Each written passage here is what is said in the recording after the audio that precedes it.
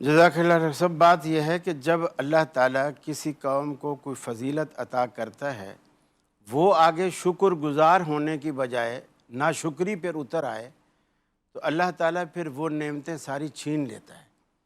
پھر قرآن مجید نے کئی مقامات پر فرمایا کہ وباءوا بغضب من اللہ، یہ لوگ جب لوٹے تو اللہ کا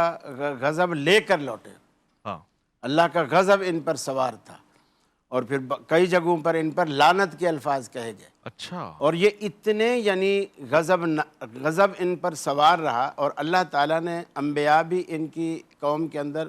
کثیر تعداد میں اتارے، اور اللہ تعالیٰ نے ان کے ناز بھی بڑے اٹھائے، ناز بھی حتیٰ کہ یہ وہ قوم ہے آج تک سنت اللہ یہ نہیں رہی کہ اللہ نے کسی قوم کے اوپر عذاب مسلط کیا ہو، پھر عذاب آنے کے بعد وہ قوم معافی مانگے اور اللہ اس عذاب کو ٹال دے۔ ان کے اوپر اللہ تعالیٰ نے کوہ طور کو اٹھا کے کھڑا کر دیا، وَرَفَعْنَا فَوْقَكُمُ الطُّورَ خُذُوا مَا آتَيْنَاكُمْ بِقُوَّةٍ، تو اللہ تعالیٰ نے وہ پہاڑ اوپر بالکل سروں کے اوپر لٹکا دیا۔ اب یہ سمجھ گئے کہ اب یہ پہاڑ ہم پر گر جائے گا، فوراً سجدے میں گر گئے، اور اللہ تعالیٰ نے وہ لٹکائے ہوئے پہاڑ واپس ڈال دیے۔ یعنی اس قدر اللہ تعالیٰ نے ان پر احسانات کیے۔ ایک لیکن سوال گفتگو میں پیدا ہو گیا، آپ نے فرمایا کہ سنت اللہ ان کے معاملے میں تبدیل ہو گئی، ہم سنتے ہیں کہ اللہ کی سنت تو کبھی تبدیل نہیں ہوتی۔ اللہ اپنی مرضی کا مالک ہے، اس کو ہم فیصلہ کرنے والے کون ہوتے ہیں؟ اللہ تعالیٰ تو چاہے تو ایک نیک آدمی کو دوزخ میں ڈال دے اور گناہ گار کو جنت میں ڈال دے، ہم میں سے کوئی اس سے پوچھنے والا نہیں۔ مرضی کا مالک کسی کو کہتے ہیں اور اللہ بھی اسی کو کہتے ہیں۔ باقی ہم قاعدے کلیے کے پابند ہیں۔ اللہ رب العالمین خود اپنے اوپر کوئی چیز لاگو کر دے تو وہ اس کی ذات کو جیسے اچھا لگتا ہے کرے، ہم اس کو کسی قاعدے کلیے کے تحت پابند نہیں کر سکتے۔ دوسری بات یہ ہے، جیسے قرآن مجید میں آتا ہے کہ اللہ تعالیٰ نے جب ان کے اوپر اتنے سارے احسانات کر دیے اور ہر احسان کی انہوں نے ناشکری کی، جیسے یقتلون الانبیاء بغیر حق، انبیاء کو بھی انہوں نے ناحق قتل کیا اور بے شمار انبیاء کو قتل کیا، جیسے انہوں نے بیان فرمایا کہ ہمارے پیغمبر کو زہر تک دی، اور اس سے پہلے انبیاء کو قتل تک کرتے رہے،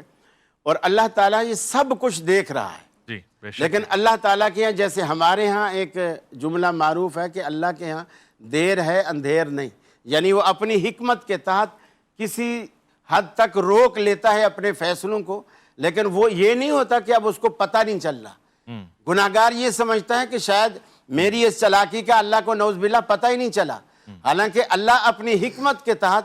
اپنے کسی خاص کام کی وجہ سے اس کا انتظار کر رہا ہوتا ہے کہ یہ اس حد تک پہنچے اور پھر میں اس کو ایسا پکڑوں کہ پھر دنیا جو بھی دیکھے وہ یہ سمجھے یہ اسی لائق تھا، اس کے ساتھ جو کچھ ہوا بالکل سچ ہوا۔ اور یہ شروع سے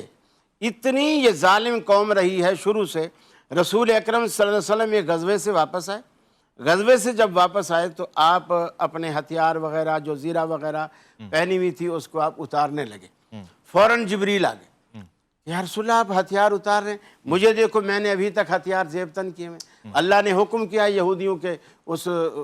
قبیلے پر بنو قریظہ پر جا کر کے حملہ کرنا ہے۔ آپ نے پھر واپس اسی طرح تیاری کی اور حضرت جبریل کے ساتھ چل پڑے۔ اب اس سے اندازہ لگائیے یہودی صرف مسلمانوں کے دشمن نہیں ہیں، اور مسلمانوں کے دل میں بھی آج یہودیوں کی جو نفرت ہے دنیا دیکھ رہی ہے کہ کتنی نفرت ہے، ہمارا سب کچھ کلچر وہاں سے پارسل ہو کے آ رہا ہے اور ہم اس کو اپنا رہے ہیں۔ اور مسلمان اپنے رب کو دیکھیں کہ اپنے حبیب کو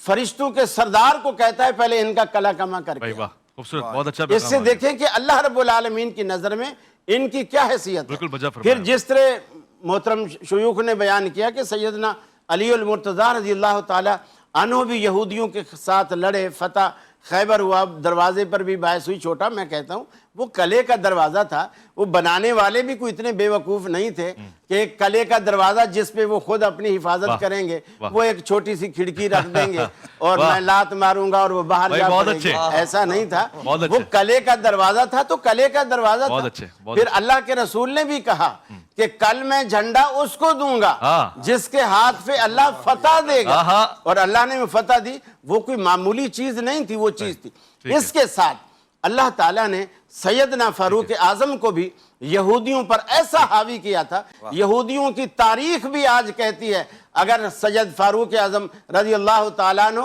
1-2 سال اور زندہ رہ جاتے تو دنیا میں یہودیوں کا بیج بھی نہ رہتا. ایسا ہی ہے.